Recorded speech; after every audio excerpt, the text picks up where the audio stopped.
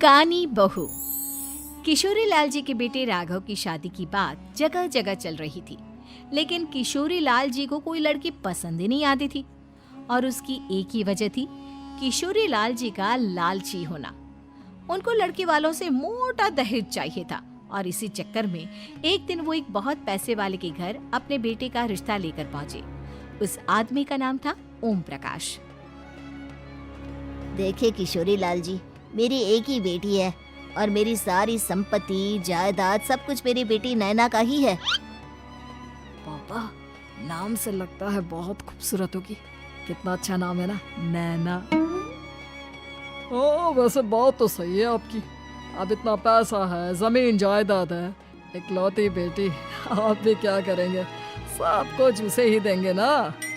बिल्कुल ठीक पहचाना आपने। बस बेटी की शादी और सारी जायदाद उसके नाम। पापा, बिना देखे हाँ कर दीजिए ना। इतना अच्छा रिश्ता फिर कहाँ मिलेगा? माला माल हो जाएंगे हम। मैं अपनी बेटी को बुलाता हूँ। अरे नहीं नहीं नहीं नहीं, आपकी बेटी का नाम नैना है, सुनकर ही लगता है बहुत सुंदर होगी। रहने दीजिए अंकल, मैं तो आपकी बेटी के नाम से ही इतना खुश हो गया हूँ कि उसे बिना देखे शादी करने को तैयार हूँ। अब तो मैं उसका चेहरा सीधे शादी के बाद ही देखूंगा। और इस तरह राघव नैना का चेहरा नहीं देखता और उससे शादी कर लेता है। शादी के बाद अपनी सुहाग रात पर जब राघव नैना का घूंघट उठाकर देखता है तो नैना की आंखें बंद थी। कितनी खूबसूरत हो तुम नैना, जरा अपनी आंखें खोलकर मेरी तरफ देखो तो सही। नहीं, मुझे शर्म आती है। अरे, मैंने तुम्हें शादी से पहले भी नहीं देखा, और अब अगर तुम आंखें खोलकर मुझे देखोगी भी नहीं तो मुझे अच्छा कैसे लगेगा? इससे पहले कि नैना अपनी आंखें खोलकर राघव की तरफ देखती, अचानक से लाइट चली गई और राघव नैना को पूरी तरह से देख भी नहीं पाया। अगली सुबह नैना राघव के लिए नाश्ता बनाकर लेकर आई। अरे ये क्या, आधा पराठा सीका हुआ है और आधा बिल्कुल कच्चा। ये तुमने क्या किया नैना? बहू, तुमने क्या आधा पराठा तवे से नीचे लटका कर रखा था, जो आधा सिका है और आधा कच्चा? मुझे जितना दिखेगा उतना ही तो सीखूंगी ना पापा जी। जहाँ जहाँ मुझे नजर आ रहा था वहाँ मैंने सीख लिया, जहाँ जहाँ नहीं दिखा वहाँ कच्चा रह गया होगा। इसका क्या मतलब है? ये कैसा मजाक कर रही है तुम? अरे बहू, तुमने इतना लंबा घूंघट क्यों लगाया हुआ है? देखो, हमारे घर में बहुओं को बेटी की तरह रखा जाता है, और फिर तुम तो इतना सारा माल लेकर आई हो। देखो, ये घूंघट डालकर रखने की कोई जरूरत नहीं है। हाँ नैना, पापा जी ठीक कह रहे हैं, तुम तो आराम से रहो, अपना ही घर समझो। नैना अचानक से अपना घूंघट उठा लेती है। अरे ये क्या पापा, नैना की तो एक आंख फूटी हुई है। नाम से नैना, लेकिन ये तो कानी बहू निकली। मेरे साथ धोखा हुआ है, धोखा। बिना दिखाए अपनी कानी लड़की मेरे संग ब्याह दी। मुझे कानी भी नहीं चाहिए। मुझे अभी ओम प्रकाश जी से बात करनी पड़ेगी। आखिर उन्होंने मेरे साथ ऐसा किया क्यों? अरे, आप लोगों ने ही तो पापा से कहा था कि आप लोग शादी से पहले मुझे देखना नहीं चाहते। अब मेरे पापा पर क्यों इल्जाम लगा रहे हैं? अरे लेकिन उन्हें बताना तो चाहिए था ना कि तुम कानी हो, एक आंख से तुम्हें दिखाई नहीं देता। किशोरी लाल और राघव नाराज होकर ओम प्रकाश को अपने घर बुलाते हैं। पापा जी, ये आपने क्या किया? शादी से पहले बताया क्यों नहीं कि नैना की आंखों में परेशानी है? अरे, आप ही ने तो लड़की देखने से मना कर दिया था। और लेकिन आप बता तो सकते थे। आपको तो हमारी बेटी की प्रॉपर्टी चाहिए थी, वो भी पूरी की पूरी। अब क्या हुआ अगर उसे आधा दिखाई देता है? प्रॉपर्टी तो आपको पूरी मिल गई ना। अरे ये क्या बात हुई? मेरी शादी प्रॉपर्टी से नहीं, आपकी बेटी से हुई है।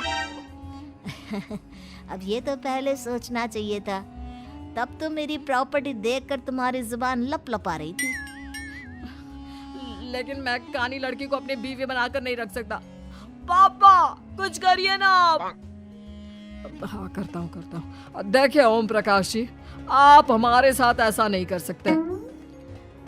और तुम देखो, अगर तुमने मेरी बेटी से शादी तोड़ी ना, तो जो भी प्रॉपर्टी मैंने तुम्हें दी है वो तो पूरी की पूरी वापस ले ही लूंगा, और आधी प्रॉपर्टी तुम्हारी भी लूंगा। अरे मेरी आधी प्रॉपर्टी भला क्यों लेंगे आप? इसलिए क्योंकि मेरी बेटी को आधा नजर आता है और उसकी नजर अभी तक तुम्हारी आधी जायदाद पर ही पड़ी है। अब तुम उसे घर से निकालोगे तो कुछ तो लेकर जाएगी ना। और अगर हम आपकी बेटी को अपने घर की बहू बना कर रखे तो? तो तुम्हारी पूरी प्रॉपर्टी तुम्हारी ही रहेगी, और जो मैंने तुम्हें दिया है ना, उसमें से बस मैं आधा लेकर जाऊंगा। अरे लेकिन अब आप अपनी दी हुई प्रॉपर्टी में से आधी वापस क्यों लेकर जाएंगे? अगर मैं आपकी बेटी को अपनी पत्नी बनाकर रखने को तैयार हूँ तो? इसलिए ताकि भविष्य में अगर तुम मेरी बेटी को धोखा दो तो उसके पास कुछ तो रहे जो पति का हो। वैसे मेरे पास तो बहुत कुछ है, लेकिन अपने पति की कोई निशानी तो उसके पास होनी चाहिए ना। अब अगर तुमने मेरी बेटी को कानी कहा तो तुम्हें प्रॉपर्टी भी कानी ही मिलेगी, पूरी नहीं। जमाए राजा। किशोरी लाल और राघव समझ चुके थे कि वो बुरी तरह फंस चुके हैं और अब उनके पास वहां से निकलने का कोई चारा नहीं है। अब समझ में आया ना, लालच बुरी बला होती है। एक तो तुम्हें प्रॉपर्टी मिली, ऊपर से बीवी मिली, उसमें तुम्हें नखरे भी दिखाने हैं। आए बड़े, चुपचाप बैठो तुम। कुछ दिनों के बाद नैना राघव की कार लेकर बाजार घूमने निकलती है और जब कार लेकर वापस आती है, ये क्या? एक तरफ से मेरी गाड़ी पूरी खराब हो चुकी है। लगता है तुमने मेरी गाड़ी को किसी दूसरी गाड़ी के साथ एक्सीडेंट किया है। अरे अरे कितना बड़ा नुकसान कर दिया तुमने बहू। वो क्या है ना पापा जी, मुझे एक आंख से दिखाई नहीं दे रहा था, सामने से गाड़ी आ रही थी। मुझे तो सिर्फ आधा ही दिखाई दिया और वो गाड़ी मेरी कार से रगड़ती हुई निकल गई। अब मैं क्या करूं बताओ? आप इसे ठीक कराने के पैसे कौन देगा? तुम्हारे पापा? तुमने मुझसे इस तरह से बात की? अभी रुको। नैना राघव की शिकायत ओम प्रकाश को कर देती है। देखो राघव, अब जो मेरी आधी प्रॉपर्टी तुम्हारे पास थी ना, उसमें से आधी और मैं लेकर जाऊंगा, क्योंकि तुमने मेरी बेटी को डांटा। अरे नहीं नहीं पापा जी, गलती हो गई, माफ कर दो। गलती की तो कोई गुंजाइश ही नहीं। अगली बार मेरी बेटी को डांटा तो बची हुई आधी में से आधी और ले जाऊंगा। लालच के चक्कर में हम दोनों ने बहुत बड़ी गलती कर दी बेटा। एक तो तुम्हें कानी बहू मिली और ऊपर से जो माल मिला वो भी काना। इस तरह राघव की हर एक गलती पर ओम प्रकाश उसकी प्रॉपर्टी का आधा आधा हिस्सा लेकर अपना सारा माल वापस ले गया और राघव को कानी बीवी से काम चलाना पड़ा।